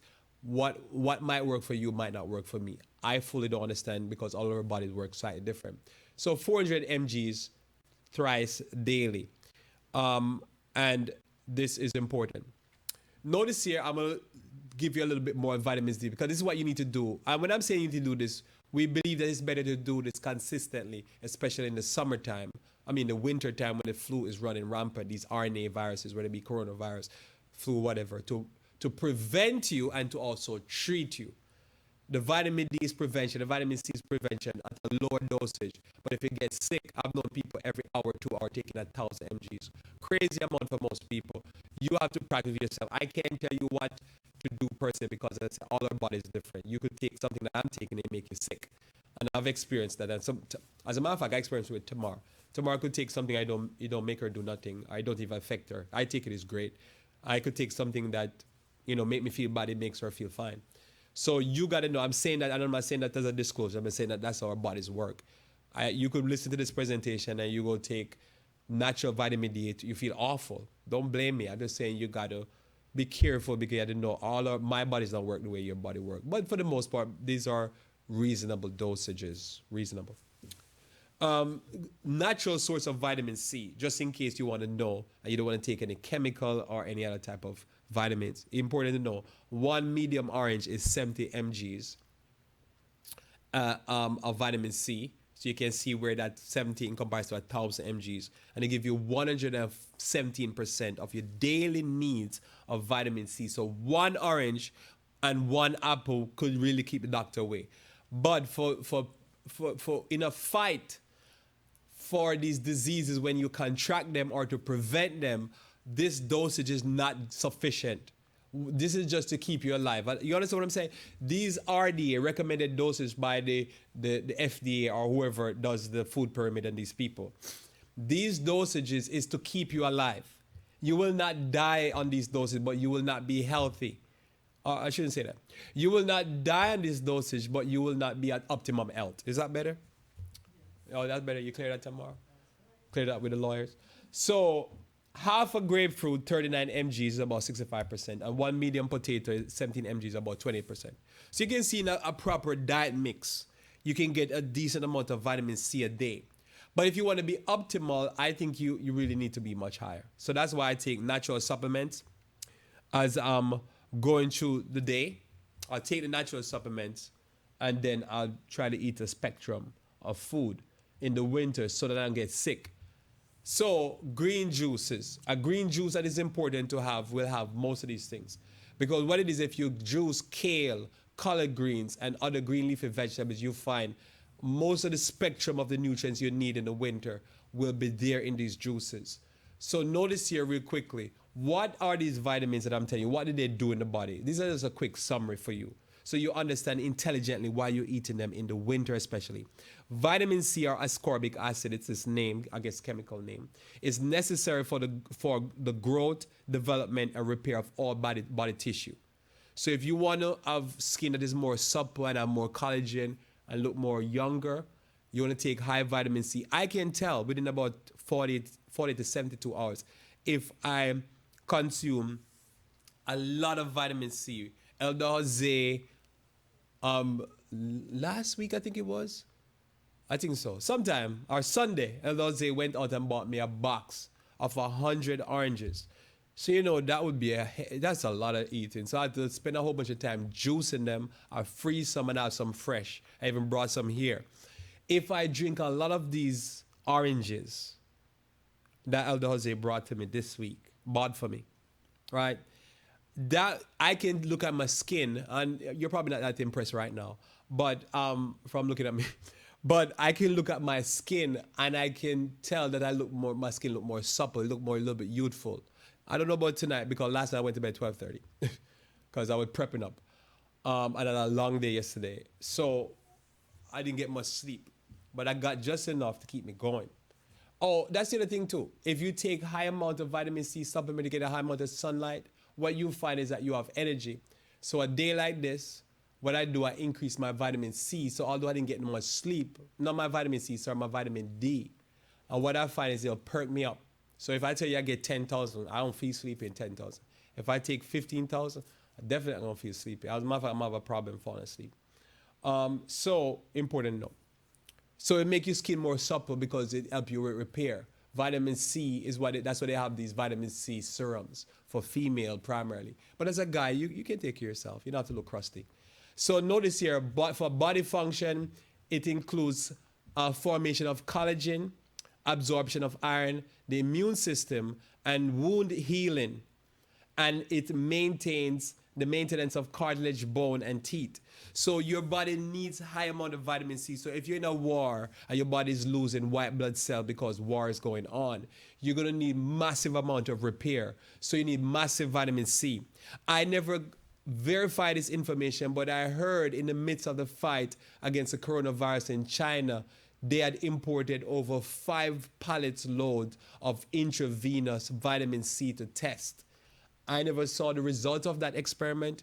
As a matter of fact, as of last week, they had sent 2 scientists from Canada to go lead the experiment in using quercetin to increase zinc to see if it stopped the coronavirus. So I'm interested in the upcoming months to see the result of that experiment. But that's an experiment they're doing right now in China. They want to see what quercetin does to stop the coronavirus by increasing, as ionophore, the amount of zinc in the cell to stop it, because they've shown it in labs, but now they have to prove it in real people, right? Sooner or later, they're going to have enough coronavirus patients in China that they don't have to fly scientists there. Anyhow, also what you find is that they're testing high doses of intravenous vitamin C because they have done studies in the past where they believe high doses of intravenous vitamin C help the immune system destroy cancer. So take this into consideration when you're getting sick. We're not talking about now some kiddie dosage. We're talking about war dosage, right? And you'll know if you're overdoing it because you'll have bowel intolerance. You'll just start to have loose stool. Then you know you have to back off of it, else it's going to cause some problems. But experiment on your own. I'm just suggesting to you. Vitamin E is a potential antioxidant that has the ability to modulate the immune system function. What I believe, real quickly, because I want to get to some question and answer. So, looking at my time. So, what they believe happened here, in 1918, they have this thing called a cytokine storm. A cytokine storm is you have a viral infection, the immune system go wild trying to kill the virus, and in so doing, overreact and kill you. That's what happened, I believe, in 1918. What vitamin E does, it's modulate the immune system so it doesn't overreact. Vitamin D also does that, is a modulator of the immune system. You don't have a cytokine storm. So that's why you use it. Overkill of information here, but I just want to show you that these are well-researched things. This is not just me talking. This is the National Institute of Health. A major research I've done on this. Vitamin A protects epithelial and mucous integrity in the body. So now we talk about vitamin A. All this you can get from your green leafy vegetables. As an anti-inflammatory, vitamin A is critical in enhancing immune function. So these are important for you to have. Vitamin D, which we covered already, can modulate the innate and adaptive immune response. I'm not going to go over that again. Vitamin B, these are one of the B vitamin, folate, helps make and repair DNA. So this is important. It makes theoretical sense that a deficiency of the vitamin could hamper immunity. So it's theoretical, but I've included that there. So folate is important. Zinc, as we already covered so quickly here, help the immune system fight off invading bacteria and viruses. The body also needs zinc to make protein and DNA, the genetic material in all cells. So zinc is very important, and this is why I covered it earlier. Selenium plays an important role in the health of your immune system. This antioxidant lower oxidative stress in your body, which reduce inflammation again and enhance the immunity. Remember, this disease here, and all of this I take from the National Institute of Health. So just in case you say, where am I getting all this from? National Institute of Health, go search there, you'll see. Put in something like vitamins or minerals or just nutrients that enhance the immune system. You can find all this on National Institute of Health. So this is, the government is saying this, not gov, is saying this is what you need to do, what you need to have in your body to have a properly balanced functioning immune system, where your immune system is very healthy and able to deal with disease. So I say this, so this is some of the greens: kale, collard green, spinach, carrot, apple. Carrot, especially when we talk about selenium, is important because selenium, there's a disease called the Keyshan disease that happened in China, which is a disease, all of a sudden I can't remember what it, but it's a disease that people are dying from, this disease called Keyshan disease. You can read about it. And what you find with Keyshan disease that's interesting, they thought it was a disease, like say a communicable disease or something like that, contagious disease. And what they found, it wasn't a contagious disease. It's a disease because people are deficient in selenium, so the body didn't have enough, the immune system could not ward off and fight it. It was a disease based upon deficiency. So when we think about like these type of diseases, although they're not lifestyle diseases, they're diseases that if the body doesn't have enough nutrients, the immune system can't fight. Does that make sense? Yes, it's a contagious disease and a viral disease, but if the body has the nutrients, the immune system will destroy it. That's why it's important when you think about cancer that the immune system will eat it. They have shown in studies, and in the upcoming weeks, I'm going to do some seminar on cancer. And what I show you that the primary route to take care of cancer is not to poison it or to zap it, but it's to build the immune system. And when you build it, what it is, the immune system will destroy it, and this is where you need to be. So this is something. Okay, thanks. Somebody looking out for me. I'm actually sweating out my life here. Anyhow.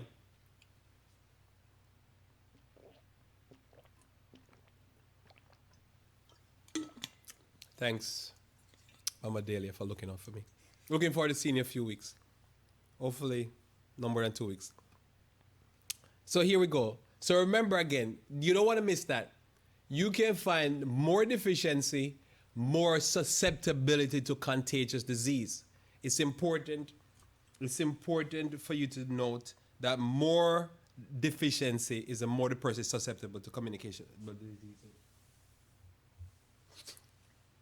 So we're getting there, all right? Getting there. So here are some immune herbs to take. Because we believe in some natural remedies. Here are some immune herbs to take. Echinacea. I believe in echinacea. It's an immune stimulant. So remember, the nutrients will not make the immune system go out of control and you have a cytokine storm. Echinacea will stimulate the immune system. It's one of the number one go-to herb to stimulate the immune system to fight, because the immune system sees this molecular weight and views the echinacea as a poison. The immune system go to attack, but since it's not a poison, all it's done is make the immune system start to work. So when you have this, what end up happening? It's an antibiotic, it's a detoxifying agent, and it increase sweating. So think about it in the medical world, they're trying to stop you from sweat. In the natural world, you want to encourage sweating, but not overreaction of the hypothalamus to cause you to get too hot and have too much of a fever. But you need a fever in order to destroy. The immune system works best on a fever condition. Also, viruses and bacteria don't love it when you go above 100 degrees, I think it is. You go to 101, 2, 3. The viruses and bacteria, they don't do well. So notice here, heal wounds and anti-allergenic. I'm worried because this time of year is where we have the seasonal allergy problem. So you already have a problem with respiratory tract infection, and many people, like myself, have allergies. Echinacea will help with this. Echinacea is used in various disorders, including allergies, asthma, chronic fatigue syndrome, chilblain, colds, flu, skin disorder, respiratory problem. So there's your answer, respiratory problem. You need it. You need the immune system working. Quote here from Encyclopedia of Herbal Medicine, written by Andrew Chevalier. It's here, the polysaccharides have an anti-alloridase action, inhibiting the ability of viruses to enter and take over cell, while the alkylamides are antibacterial and antifungal. So here, you see why, according to this author, why you would want to use echinacea from various different studies. The echinacea is going to help your cells to not be taken over by the virus and start to replicate themselves. So echinacea is something that, again, is a friend of yours in the wintertime. It's a friend of yours in the summertime. It's a friend of yours in the springtime. It is a friend of yours in the fall, right? You want it all year long, and you want it at hand. You want to be able to have it, because you don't. If you breathe it in, you don't want it to get inside of you and start replicating. Echinacea is going to help you with that. We need some help up in here? That's right. We need some help up in here. And that's why we come to echinacea. Next thing is Pardarco. Pardarco inner bark. Key action, antibacterial, antifungal, immune stimulant again, anti-inflammatory to take down that swelling around this area, cleansing tonic. The naphthoquinone in La Pocho, which is the South American name or Spanish name or the native name for Pardarco inner bark, has a significant antifungal activity against Candida albicans and in particular, and antibacterial. Traditional powder bark is used to treat fever, wounds, dysentery, cancer, various viral and bacterial infection. So you want to have that in your medicine chest, so instead of stacking up on guns and bullets, you want to stack up on powder in the bark. Amen? Amen.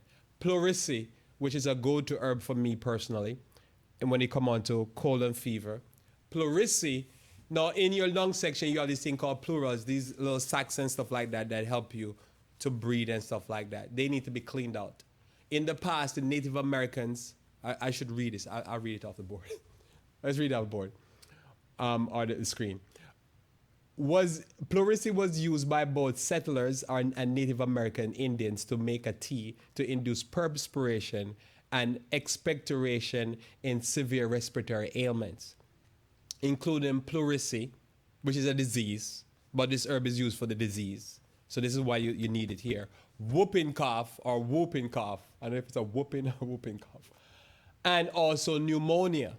So we want to go back to what is the traditional people were using. We can't say, oh, they're a bunch of dummies and they didn't know anything because we conquered them. No, you just go back and say, what did they use? And what the native and settlers did, they found out what the Indians were using, and they went ahead and they used pleurisy for the disease of pleurisy. It's pleurisy primary usage is relieving the pain and inflammation of pleurisy. Pleurisy root has other application. Pleurisy root is helpful for hot, dry, and tight condition in the chest. Pleurisy root aids in the coughing of phlegm, reducing inflammation and reducing fever and stimulating perspiration. So this will help you not to make the fever get under control, but also make you sweat. And as you sweat, you can sweat out the wickedness outside of you. Notice here, yarrow, key action, antiseptic, astringent, bitter tonic, increase sweating again, lower blood pressure, reduce fever, mild diuretic and urinary antiseptic, stop internal bleeding, promote menstruation, and anti-inflammatory. Traditionally, it's used to treat cold, flu, digestive problem, and circulatory ailment. So you want to have something like this that when you drink it, it's going to make you sweat so that when you start having a fever, you can take a shower, you can rub yourself over up and down with some Vicks or Mentochino. And then you wrap up in some nice blanket and you drink down your yarrow, and then you just start to just sweat and release all that toxins and that everything else. Quickly, because I'm running out of time. Golden seal root, key action, tonic, mild, laxative, anti-inflammatory, antibacterial, bitter, uterine stimulant. So if you want to stimulate the uterus or uterine tract. Stop internal bleeding and astringent. Use. Most authorities agree that golden seal is a potent remedy for disorder affecting the mucous membrane of the body, notably of the eyes, ears, nose, throat, the stomach and intestine, and the vagina. So what is it? Anything that secretes mucus, the golden seal will help much. And what's happening there is that that's why most of the time you go into a health food store, they sell echinacea golden seal. Why? The echinacea stimulates the immune system to fight. The echinacea helps stop the replication of the virus in the cells. And then the golden seal you can be able to blow your nose and release all the mucus. Both of them work together well, and this is why over the years, just look at what people are doing. This is what they do. Why would people go against it if so many people say this helped me? It helps you free up the mucus. Now, this is for influenza. For coronavirus, we find that this probably is not your main go-to because it's not a mucosal problem you're having a problem in your chest. But it's important because we're talking about influenza and other like disease. Again, white willow bark, real quickly, key action, anti-inflammatory, analgesic, reduce fever, anti-rheumatic, and astringent. I use this, not the salicylic acid, which is the active ingredient, not separated, but as a herb, because salicylic acid can pull down your fever too much and cannot make your immune system work best. So if as I put this on the board, you must be careful not to use this outside of a herbal form, because salicylic acid as what we call aspirin will pull your fever down too much and you will end up making your immune system not work. So I would suggest if you're not using, just only use this in the herbal form. That's not even as a extract. Does that make sense? So unlike aspirin, it does not thin the blood, nor does it irritate the stomach lining, a common side effect of aspirin. So notice here, salicylic acid is an anti-inflammatory and an analgesic. It'll take the pain away. Because Christ will take the pain away. We need some herbs to take the pain away also. Turmeric action, stimulates secretion of bile, anti-inflammatory, ease stomach pain, antioxidant, antibacterial. Turmeric. So if you have an inflammation anywhere in your body, the number one, think about it. One of the number one selling herb in the world is turmeric, right? Why? Because everybody seems to be inflamed. Think about it. When you see a person with puffy face, you know what they need? Some vitamin C and turmeric. Praise the Lord. That's what they need, right? But if you have inflammation in this area, you have to start using some ginger and some turmeric. So you throw in that tea I was telling you about, where you have the pleurisy and the yarrow and the licorice and the astragalus, and you throw in there some ginger and some turmeric. You boil that tea, you drink it. That's going to take away that inflammation in around the chest cavity where the lungs is at. You're going to need this. Why? It stimulates secretion of the bile, anti-inflammatory, ease stomach pain, antioxidant, and antibacterial. Turmeric is a powerful anti-inflammatory. It has an even stronger action than hydrocortisone. I pause there. If you've been following the news on, well, I've been following the news on this coronavirus. One of the mistakes they made earlier on, they gave people these cortisone, or these, what do you call this? These steroids. Because they say, well, you have an inflammation, so let's give the person a steroid. When they give the person a steroid, they start having patients dropping like fly in Iran. You can look it up, you see a whole bunch of patients in one hospital. They made a mistake and hit them with a whole bunch of steroids to take the inflammation down.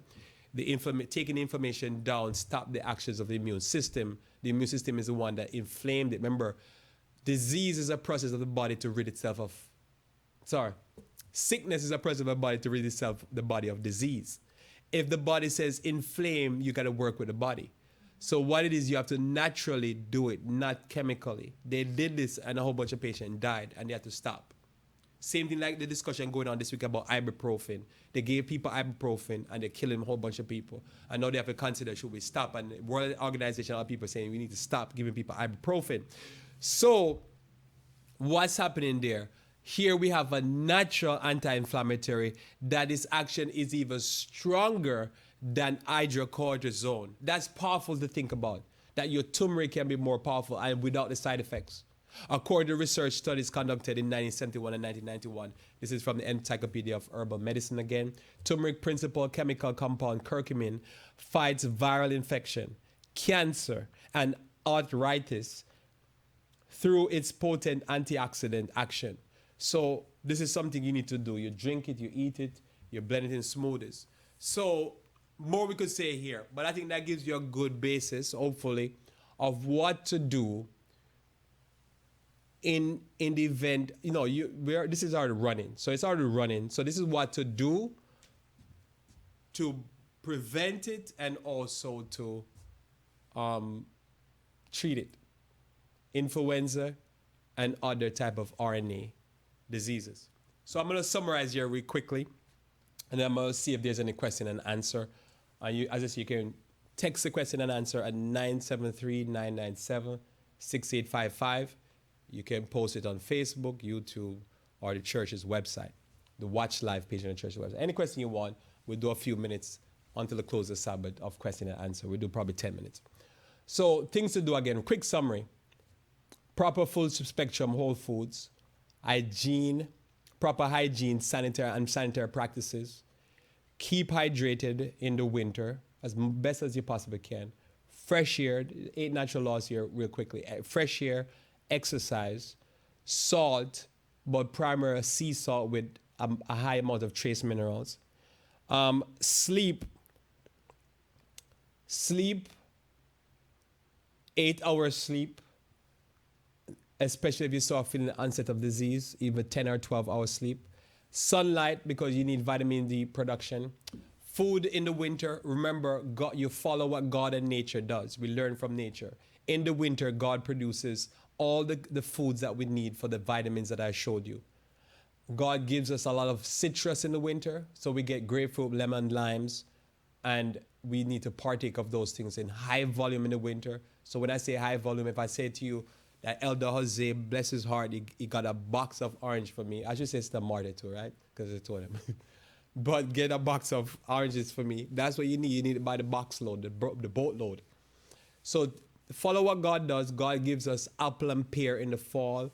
Apple a day will give you a high amount of quercetin. So you want to take those things in the fall. Then you transition over from the apples and pears to the citrus later on in the winter as they come out, because this will give you the vitamin C. Tubers are important because you're going to get your yams and so forth. There you're going to get your things that grows in the ground like carrots because they hide mineral. Notice that you can be sick and have a disease just by being selenium deficient. You get your selenium and things like that from your carrot that's organically grown in healthy soil. This will boost up your chest. Think about it. God gave us all these things, and God, I was talking about this week, I was looking at this thing where they say, let's tell you how powerful this is. Side note again. Normally, vitamin D is produced in your fat cells, and then it gets transferred into your liver, your kidney, and then available to the rest of your body. All right? But yet, they've shown that if you take vitamin D or vitamin D3 and drop it in the nose, there's sensory processing organs or whatever in the nose that will convert it to usable vitamin D right in your nose. Or anything, right in the face. It'll process vitamin D right in your face. There's processors there. That's how much vitamin D you need. So think about that. And that makes sense because where's mostly exposed is our face, right? So God has made it right here amongst this area. But you have a vitamin D factory. You don't need just to get it in your skin, get it to your liver, get it to your kidney. The processing is right amongst the nose. I find that to be what a mighty God we serve. Amen. Amen. Nobody to say amen. Amen, sister. So notice here, garlic and onion. People been mocking garlic and saying, oh no, garlic can't do anything. That's old wife tale. Look, when I was young, I used to watch TV much, and I remember watching movies, and that's how you get rid of vampires, through garlics, right? So think about it. Garlic is a powerful thing to deal with viruses and bacteria. Look, it's better to smell bad and have garlic and be healthy than anything else. Pumpkin, very important. Green leafy vegetable, very important. Let's wrap it up. Immune herbs like echinacea, pardock bark. Remember to have and some. This is your medicine. This is your natural medicine chest. Some oil of oregano, elderberry syrup, because it's going to help you fight off viruses and bacteria. Anti-inflammatory herb like turmeric and white willow. Lung herbs like pleurisy and yarrow. Have some of those things on you. Remember the Chinese, right now in China, they're giving their patients, you got to go with what's working. They're giving their patients these herbs, but they're giving their patient ephedra. They give their patients, but the ephedra that I suggest is the American ephedra. The American ephedra does not have any ephedrine, which is a stimulant. So we stay away from anything that is stimulant. And then they give them astragalus, licorice. Have some of those things on you. Buy them, use them. Supplements to consider and nutrients to consider, whether it be your green leafy vegetables or your citrus, is to think about anything that gives you a high amount of vitamin A, vitamin C, vitamin D, zinc. I remember if you use zinc, use high amounts of apples and onion to get your quercetin so that you can ingest the zinc get your zinc into your thing. Although some people say zinc can be get in your system through zinc picolinate. I've never tried it, so I don't know. Selenium, very important thing. I'll read this to close and then I'll take some questions and then we'll pray and close. This is from Ellen G. White. I read this last week. This is important from the book Ministry of Healing, page 231, paragraph 3. Those who seek healing by prayer should not neglect to make use of remedial agencies within their reach. It is not a denial of faith to use such remedies as God has provided to alleviate pain and to aid nature in her work of restoration. It is no denial of faith to cooperate with God and to place themselves in a condition most favorable for recovery. So if I'm telling you sick and I'm saying to you, have you ever thought about boosting your body up and build up your system? And you say, no, I just want some vaccine or some herb. You're crazy. You're just being ridiculous. Or you just tell me, I'm just going to pray. No. You use what you can to put yourself in a better position. And notice here, God has put it in our power to obtain a knowledge of the laws of life. This knowledge has been placed within our reach for us, or for you, sorry. We should employ every facility for the restoration of health, taking every advantage possible, knowing workings are in harmony with nature's law. So if nature is telling you that you need to vomit, just go ahead and vomit. If nature is telling you that you need to have a fever, go ahead and have the fever. whatever you need to do, just go ahead and have it. Just don't make it get under control. Use the things that I tell you that will modulate the system. And so go ahead and sweat. Almost there. When we have prayed for the recovery of the sick, we can work with all the more energy, thanking God that we have the privilege of cooperating with Him and asking His blessing on the means which He Himself provided. If God provide you echinacea, let's use the echinacea. If God provide you some Vicks, let's use the Vicks. All it is just peppermint and eucalyptus oil. If God provide you a breathing treatment, we're not going to cover that right now, but in the future we're going to do some of these other therapies that we need to do to recover the sickness. If God has given you the sun and you can't get the sun because you're living as a hermit or as a bat, take the vitamin D supplement 3, vitamin D3 I should say, and take it from a natural source if you can. And that's from Ministry of Healing. That's Ellen G. White there. We will, there's no cooking because, as I say, we're not cooking right here now. So next time I'll do some cooking to show you how to make some of these natural things. Nature's medicine and some soup and stuff like that. So with that, Sister Tamara has the first question for me. Go ahead.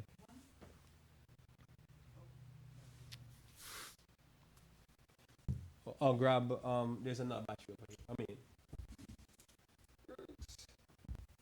sterilize that. Go ahead now with your question. Once a person has fever, how can you reduce it enough so the body continues to fight the virus but doesn't harm the person? The concern is not to reduce it per se, it's not make it get above, I think the number is 104 or so. So it's not to get it too much. So I am not covering this here, but some people believe that you do a fever bath actually and get the temperature if hot to, while wrapping the person head with cold, wet towel to don't make the head, if it got the brain gets too hot, it will start to go into like a seizure. So you're trying to not make the person get into a seizure, but you're trying to get the body hot so that the body can sweat and release the toxin so the body can fight best. And the immune system work when you're hot. So we're not covering that here, but I'm just saying you're not trying to, you want to sweat it out. So normally you just don't want to get under control. Some of those herbs like chamomile, yarrow, whatever will help you sweat. Because I think I did cover, didn't I cover that? Say yarrow is one of those herbs. If I could just get back, it'll take me a little bit. It can go slow. But yarrow is one of those herbs that will help you sweat without making the fever get out of control. So that would be a simple answer. But there's other things. So notice here. Okay, so notice a lower blood pressure reduces fever. And then there's also pleurisy, I think does that. So some of these herbs will help you sweat, but it will not make this fever get out of control. So it helps, okay, pleurisy also, pleurisy root at the end there, pleurisy root aids in coughing up phlegm, reducing inflammation, and help reduce fevers by stimulating perspiration. So NGY says we need to think, when talking about fever, say we need to think straight. When a house is on fire, what do? You don't stop you basically throw water on it. That's how you stop the fire, right? So one of the things you need to do is anything that will encourage perspiration, and then you have to throw water on the fire. So the body's inflamed because there's a war going on. You pour the water in. I say best pour it in with a tea with herbs like this that will encourage the fever not to rage out of control, but also will make you sweat. So it's a balancing act, right? Makes sense? So it's a balancing act. So I would say that's why I suggest these two herbs, because these two herbs traditionally, historically, and you have to test it out. I've tested it, so I'm telling you what I've tested and what works for me. And these two herbs traditionally has been used for in a fever situation to make the fever work optimal. Is that the best way to say it? So those are my two go-to herbs. There's other herbs I deal with, like licorice, astragalus. This week even I was drinking all these herbs, almost all the herbs I said here today. Way more than all the herbs I said here today I'm using on a daily basis. Because what am I doing? I'm trying to stay alive, right? I'm trying to keep from getting sick. So what I'm doing is trying to prevent, I use these as preventative also. So I don't use this only when I get sick. I take these herbs, period, as a prevention. That makes sense? So nothing I say here is some of what I suggest as the minor doses. I take way more than that just on a daily basis. Because I go through this flu season with intention not to get sick, and so far that works. And that's it. And for tomorrow also, and for some of the people in the church. And when you do get sick, you do the same thing. The difference now, as tomorrow search for the next question, the difference is, we take probably one or two more questions. The difference is the dosage amount or the volume. So on a normal basis, I drink infrequently this tea. But if I feel like I'm getting something, I go a massive dosage. About 3 weeks ago, I felt like I was having something because I felt like I probably come in contact with somebody that have the coronavirus. This was before the government was saying there was a coronavirus. So what I did, I think it was a Thursday, I went all of this and way more at high doses, so high doses that, as I say, my bowel started to just flow without taking any laxative because I guess it was up to bowel tolerance. And within 24 hours, it was gone. Didn't feel anything. Why? Because I believe, again, that what I'm doing is I'm use this also for prevention, or do if I have it to stop it in its track. Make sense? So high amount of echinacea. Everything is just a matter of, it's a normal use to hysteria, so to speak, to crazy, just go right. But you have to know what you're doing. I've done this for years, so I know I'm doing. You have to test it out. So you have to taste and see the Lord is good. Go ahead, sister. Is there any way we can get a print of the 2 pages concerning the herbs you discussed? This is all PowerPoint. I don't, it's hard to say. It's on, when I finish, it will be saved to Facebook, YouTube, the church. Well, there's YouTube. So it's there. So I don't know what to say. The 2 pages. I do way more than 2 pages. What 2 pages? Oh, you mean at the end? Oh, I get you. At the end, sure. Yeah, I can give you. Who is it asking? I can give you the end. Brother, so I'll email. What I do, I'll post it on I'll upload it to the Watch Live page. All right, I'll do it by tomorrow. And so anybody looking, I'll try to do it tonight when I get home. So this last thing here, Specifically the vitamins and herbs list. Okay, so here, right? I'll upload all of this. I have this on Word document because all this I copied from Word. So I take this thing, the summary, and I upload it to, where would I upload this to? I upload this to, underneath the Watch Live page on covenantadvent.org. I'll place it right on it there. So I'll paste in a PDF form. How about that? I'll paste in a PDF form right there. Plus what I do, I'll place for you, if I can find it really quickly, I'll place for you in my Word. Where is Word? I'll place for you also the recipes. So you can have the recipe. I know Mama did I like the soup, so that's Outlook. What am I doing? So I'll place for you the recipe. I did that wrong again. I'll work on it. I'll place for you. I'll get this to you. Next question, because that's a semi-question. Okay, so no question on Facebook, no question anywhere. We'll leave it at that then. So I don't have it here, but I wanted to shoot it up on it so you can see it. So, okay, here it is. So I'll place for you this recipe, right?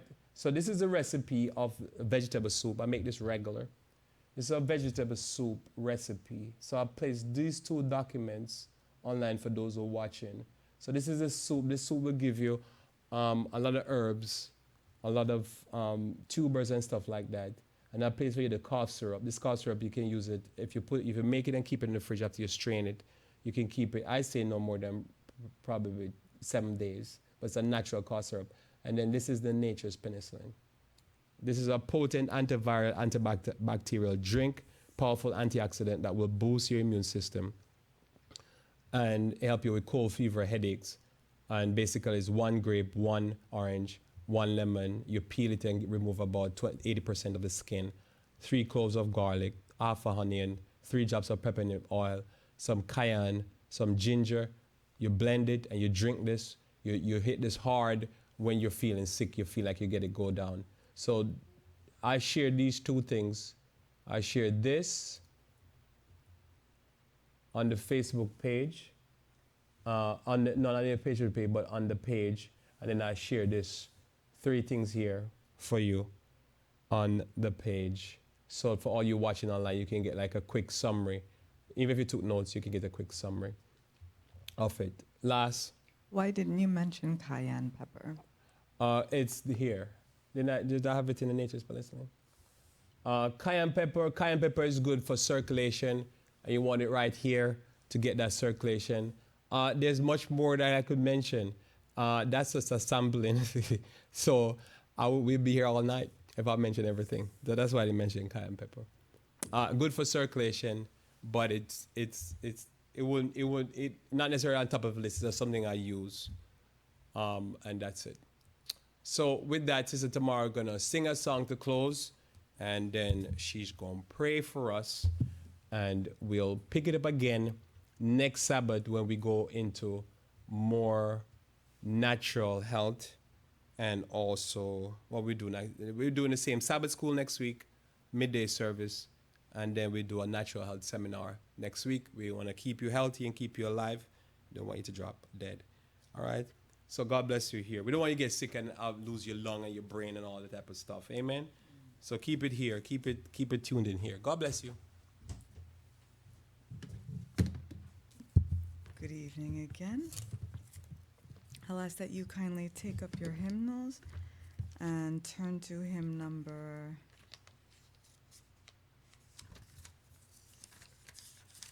We'll sing hymn number 5-1. Day is Dying, hymn number 5-1.